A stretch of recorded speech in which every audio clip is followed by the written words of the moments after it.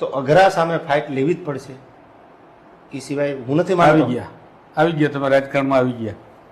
એટલે હું એવું પૂછતો હતો કે ક્યારથી રાજકારણમાં આવશો, પણ અત્યારે જે દેવાયત ખવડ સાથે હું વાત કરું છું, મને લાગે છે કે દેવાયત ખવડ રાજકારણની અંદર આવી ગયા છે. હવે બસ પાર્ટી ચૂઝ કરતા હશે. બરાબર. મોટાભાગે કલાકારો જે અત્યારે હું જોઉં છું એ સ્થિતિ વાસ્તવિકતા છે, હકીકત છે. મારી પાસે આંકડો છે કે મોટાભાગના કલાકારો ભારતીય જનતા પાર્ટીમાં સત્તાની પડખે રહેવું કોને ના ગમે ને, સ્વાભાવિક છે. દરેક લોકોનો પોતાનો અંગત અભિપ્રાય હોય છે, તમારો પણ હશે. પણ એક આપ પણ જાણો છો, સત્ય પરેશાન હોય, પરાજિત ન હોય. એટલે ઘણા બધા વિવાદોના વંટોળ વચ્ચેથી ઈશ્વરની કૃપાથી અને જે પણ મારા ચાહક મિત્રો છે, જે મને જે ડાયરાની દુનિયાથી વાકેફ છે, મારા ડાયરા સાંભળે છે, એ બધાના આશીર્વાદથી હું આ સ્ટેજ સુધી પહોંચ્યો છું. પણ દેવાયત ખવડનું આપણે જીવન જોઈએ કે જે શરૂઆતના તબક્કાનું છે. દેવાયત ખવડ તો જ્યારે શરૂઆતથી ડગ માંગવાની તૈયારી કરતા હશે. મેં તમારા કેટલાક વિડીયો જોયા કે તમે મિત્રોની વચ્ચે કળા બતાવતા કે ક્યારેક કઈ એકાદ બે ગીત છે કે દુઆછંદ છે આપણે કઈ એમ લલકારતા. ત્યાંથી શરૂઆત થઈ. પણ તમને પહેલી વખત સ્ટેજ કેવી રીતે મળ્યું? પહેલી વખત સ્ટેજમાં એવું છે, શરૂઆતમાં એક આપને શબ્દ દુહો છે લોક સાહિત્યનો કે કરત કરત અભ્યાસ જળમતી હોત સુજાન, રસરી આવત જાથે શીલ પર લગત દાત.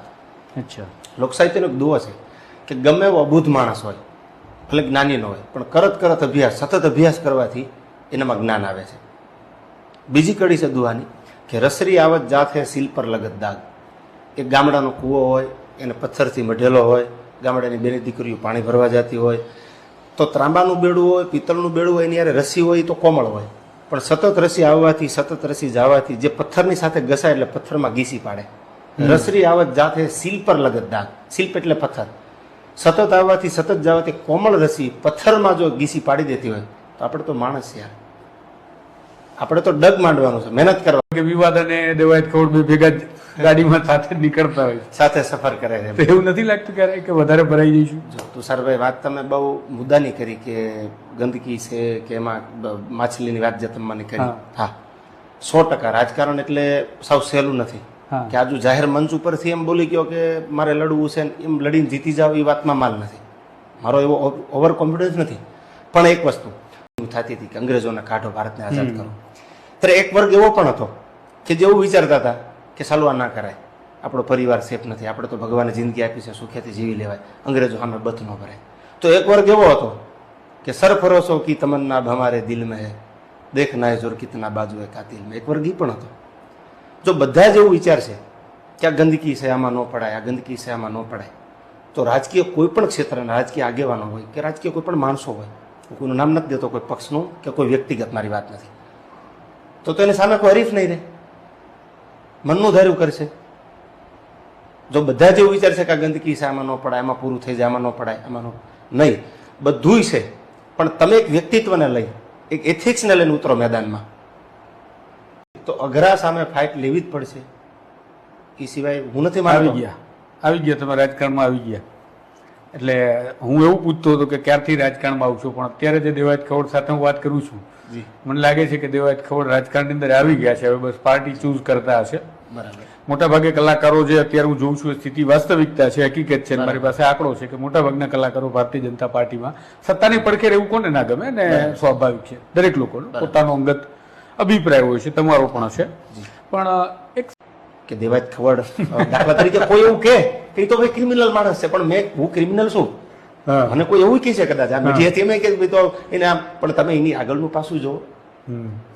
આપણું મહાભારત, આપણી રામાયણ, આ બધા સાક્ષી પૂરે છે કે જ્યારે જ્યારે પોતાના પરિવાર ઉપર, જ્યારે જ્યારે પોતાના ધર્મ ઉપર, જ્યારે જ્યારે પોતાના ઘર ઉપર આફત આવે ત્યારે માણસનો પહેલો ધર્મ શું હોય છે?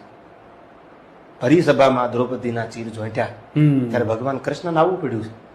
એક અબળાની લાડલૂટ થતી હતી, કૃષ્ણ ભગવાન આવીને કીધું ભીષ્મ પિતાને બધા મહારથીઓને, ભાઈ આ બધા જે આમાં વડીલો સભા શું કરે, સભા શું કરે છે?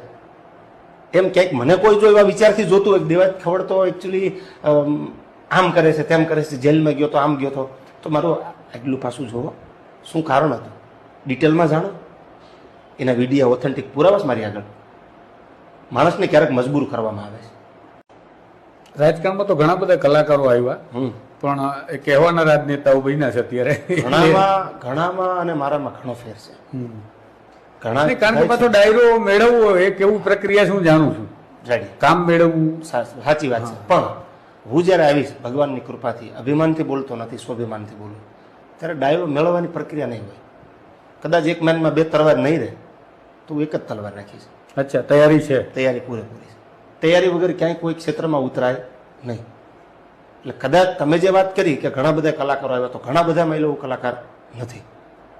હું કોઈ કલાકારની ટિપ્પણી નથી કરતો, એ એમની જગ્યાએ એમનો હક છે, એમનો હક છે, નો ડાઉટ. એ એમનો પર્સનલ મેટર છે, પર્સનલ વિચાર છે. હા, એ વિચાર છે. મારો વિચાર એવો છે કે એક મેનમાં 2 તલવાર કદાચ ન રહે તો તલવાર એક જ રાખીશ, 2 નહીં રાખું. પણ આવા દેવાયત ખવડને પછી રાજકીય પાર્ટીઓ સહન કરી શકશે ખરા? પણ